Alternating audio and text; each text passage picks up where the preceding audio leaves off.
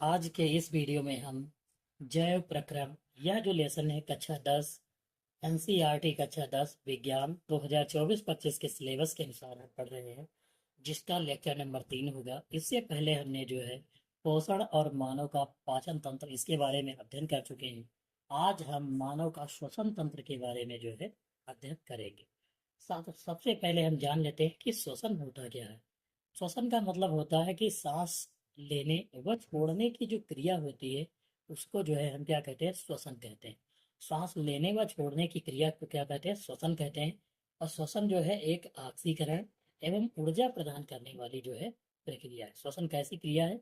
ऑक्सीकरण व ऊर्जा प्रदान करने वाली। ऑक्सीकरण का मतलब होता है ऑक्सीडेशन, अंग्रेजी में इसको क्या कहते हैं, ऑक्सीडेशन कहते हैं। और ऑक्सीडेशन का मतलब होता है ऑक्सीजन। ऑक्सी का मतलब ऑक्सीजन और डेशन का मतलब होता है एडिशन।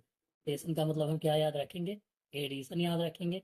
और एड का मतलब क्या होता है, जोड़ होता है।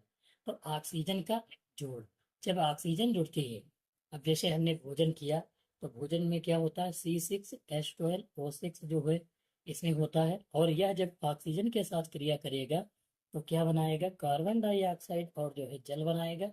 और साथ में जो है ऊर्जा जो है क्या होगी, ऊर्जा निकलेगी। जो ऊर्जा निकलती है उससे हम क्या करते हैं, कार्य करते हैं, जो भी कर पाते हैं। ठीक है। CO2 कार्बन डाइऑक्साइड गैस बनकर बाहर निकल जाती है। इसको बैलेंस करने के लिए 6 से इसको गुणा, 6 से इसको गुणा करवा देंगे और 6 से जो है इसको गुणा करा देंगे, या साइकिल बैलेंस हो जाएगी। तो C6H12O6 plus O2 plus 6CO2 plus 6H2O plus ऊर्जा। तो हम कह सकते हैं ग्लूकोज के ऑक्सीकरण से जो है कार्बन डाइऑक्साइड और जल बनता है तथा ऊर्जा जो है। तो ऑक्सीकरण का मतलब यही होता है। ठीक है। यह जो है कैसी अभिक्रिया है, अपचायी अभिक्रिया है। दूसरा, बिना ऑक्सीजन के यह क्रिया संपन्न नहीं हो सकती। यह सत्य है कि बिना ऑक्सीजन के श्वसन हो ही नहीं सकता। जिससे जो है श्वसन नहीं होगा तो मनुष्य जो है जीवित ही नहीं रहेगा और मर जाएगा जल्दी ही। ऊर्जा जो होती है, अब तो जो जैसे ये ऊर्जा है C6H12O6 ग्लूकोज के ऑक्सीकरण जो ये ऊर्जा जो मुक्त हो रही है, तो इसमें जो ऊर्जा बन रही है यह जो है ATP के रूप में ऊर्जा जो है संचित रहती है।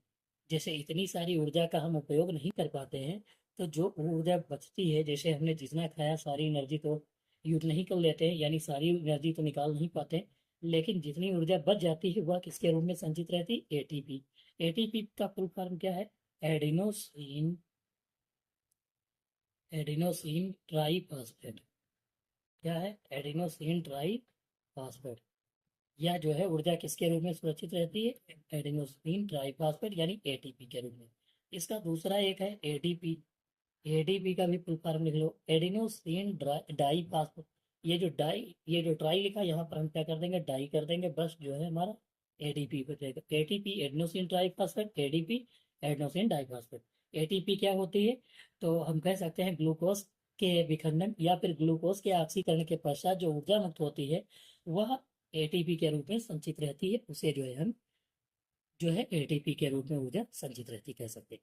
आप जो है जब परिभाषा लिखेंगे श्वसन की, तो हर श्वसन की ये परिभाषा और ये 3 पॉइंट साथ में लिख सकते हो, जिससे आपकी परफेक्ट परिभाषा मानी जाएगी। या फिर आप इसे अकेले लिख सकते हो कि वह अपचायी प्रक्रिया जिसमें जो है ऊर्जा प्राप्त करने हेतु भोजन का जो है क्या किया जाता, ऑक्सीकरण किया जाता, श्वसन कहलाती। यह आप जो है ऑक्सीकरण की जो है नीचे रिएक्शन देख पाओगे। यह जो नीचे रिएक्शन यह ऑक्सीकरण की। तो हम क्या कह सकते हैं, वह अपचायी क्रिया जिसमें ऊर्जा प्राप्त कर रहे हैं तो भोजन का क्या किया जाता, ऑक्सीकरण किया जाता है। और वह प्रक्रिया क्या कहलाती है, श्वसन। या सरल शब्दों में हम लिख सकते हैं सांस लेने व छोड़ने की क्रिया ऑक्सी श्वसन कहलाती है।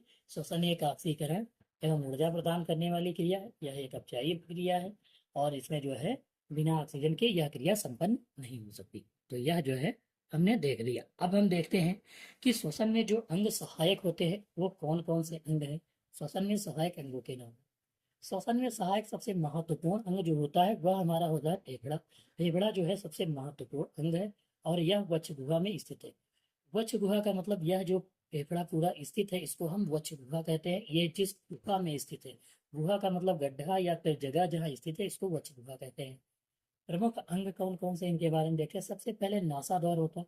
नासाद्वार का मतलब क्या होता है कि जहाँ से हम जो है जैसे ये जैसे इसके ऊपर वाला पार्ट जो जैसे नाक वाला जो यहाँ पर जुड़ा हुआ होता है, ठीक है। नाक जैसे यहाँ से हम सांस लेते हैं, इसमें जो है छोटे छोटे बाल होते हैं, चिपचिपा पदार्थ होता है, ठीक है, यहाँ से, तो इसको हम जो है नासाद्वार कहते हैं। ग्रसनी यानी कंठ, ये जो होता है कंठ से ऊपर वाला भाग जो होता है जहाँ एपिग्लाटिस स्थित होता है, उसको जो है हम क्या कहते हैं, ग्रसनी कहते हैं। कंठ, ये जो गला है जिसकी कमी से, आयोडीन की कमी से जो है घेंगा रोग हो जाता है, ये क्या है, कंठ है।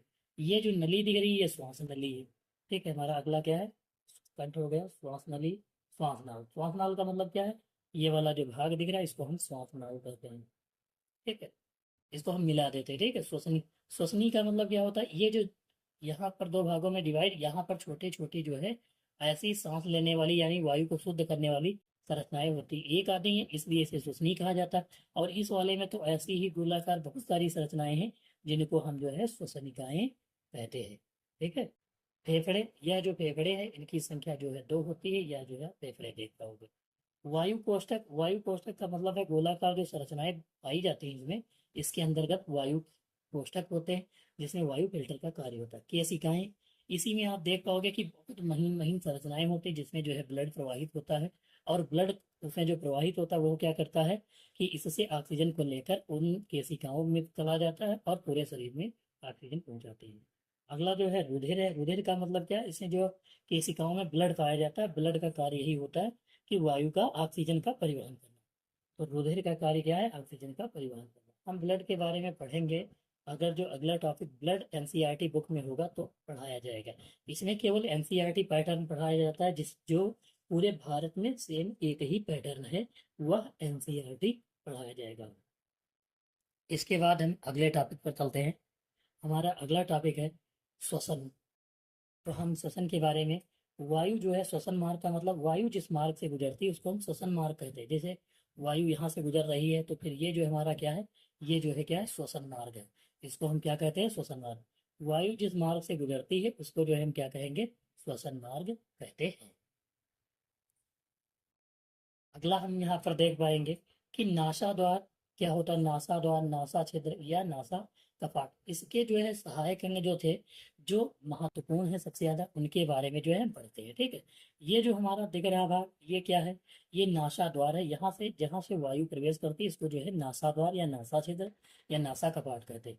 इसमें जो है एक तरल व चिपचिपा पदार्थ भरा होता है।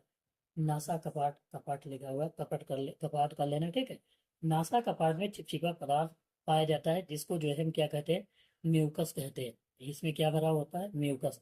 जो चिपचिपा पदार्थ होता है वो क्या होता है, म्यूकस होता है। जो वायु के साथ, अब वायु के साथ जैसे धूल कण, कणों को जो है म्यूकस क्या कर देता है, रोक देता है। चिपचिपा पदार्थ है तो ये क्या करता है, धूल कण को चिपका लेता है अपने।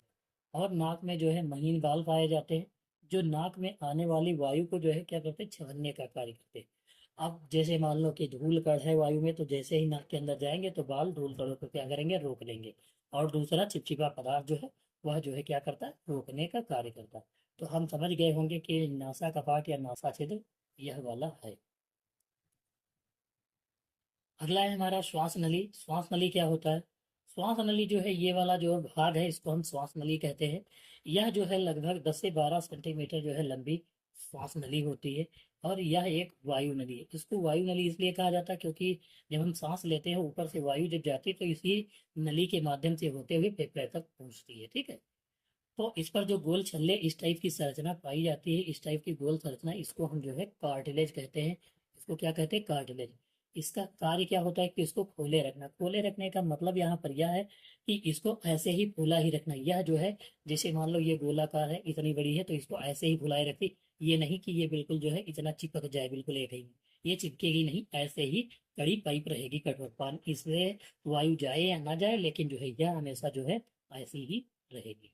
तो कार्टिलेज का कार्य है कि इसको जो है, कार्टिलेज में अनेक अपूर्ण छल्ले पाए जाते हैं, इसका कार्य है कि इसको फुलाए रखना। ठीक है, इस नली में पर्याप्त वायु न होने पर भी यह नली आपस में जो है चिपकती नहीं है। तो कार्टिलेज का कार्य यही होता है, कार्टिलेज जो अपूर्ण छल्ले होते हैं इसका कार्य यही होता है, इसको फुलाए रखना और जो है चिपकने नहीं देना।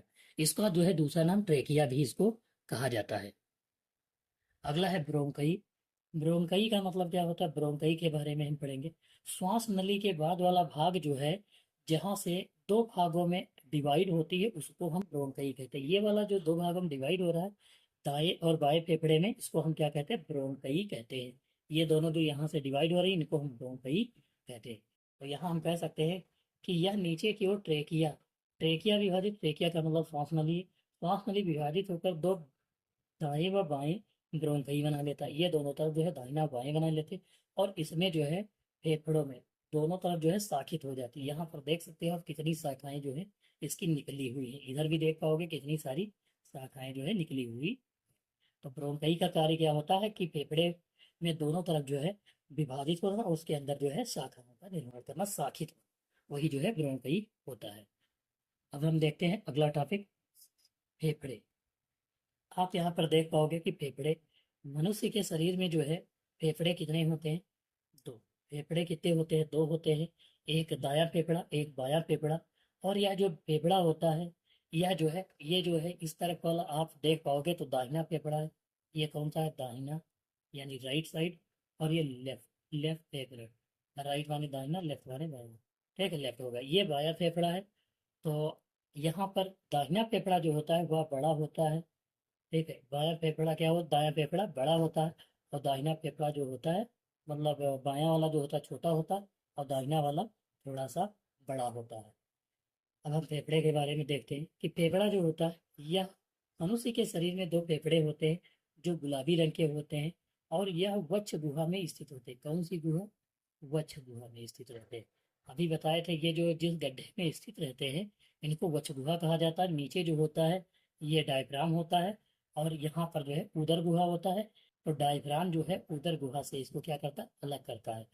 डायफ्राम उदर गुहा को वक्ष गुहा से अलग करता है। किससे अलग करता है, यह जो है वक्ष गुहा है और नीचे वाली जो है उदर गुहा है। उदर गुहा से कौन अलग करता है, डायफ्राम। ये क्या है, डायफ्राम है। तो डायफ्राम का कार्य क्या है कि इसको जो है अलग, अब कह सकते हैं कि डायफ्राम जो है क्या करता है, वक्ष गुहा को उदर गुहा से अलग करता है, ठीक है। तो यहाँ पर वक्ष गुहा, फेफड़े कहाँ स्थित होते हैं, वक्ष गुहा में। यह जो है पेशी पट होता है, डायफ्राम जो है वक्ष गुहा को उदर गुहा से अलग करती है।